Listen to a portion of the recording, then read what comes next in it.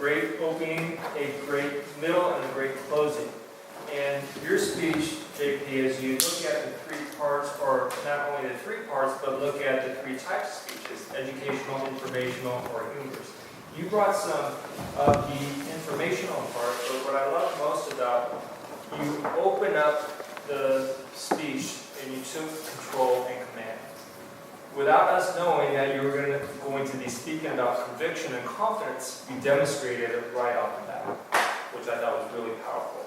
And as you moved into the speech and asked the question up front, it not only showed that you were courageous in not only asking the question, but proposing that and informing us that you have failed.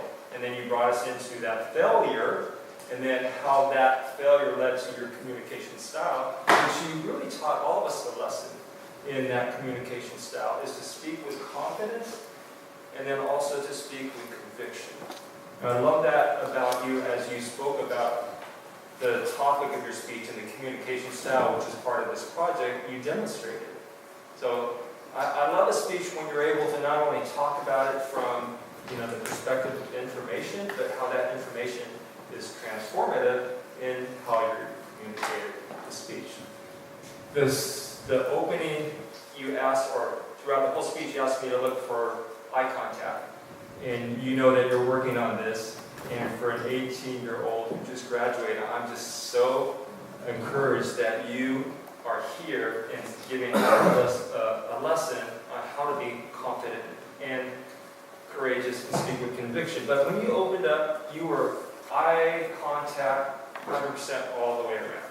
But then when you started getting into the middle of the speech, I think that you went more to your head than from your heart, and your eyes went down. And we lost you a little bit there.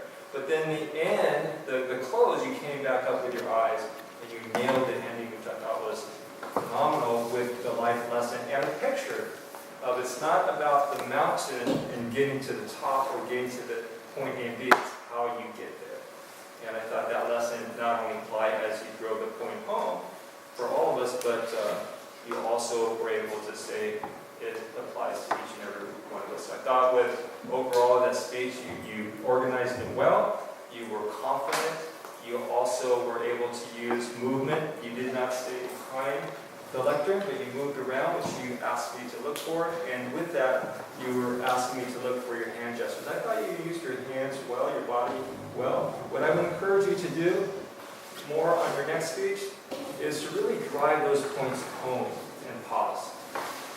And use those hand gestures. And even lock eyes. If you were able to do that, move in, step in, lock eyes, and pause, I think that will just add much more to the speech. So well done.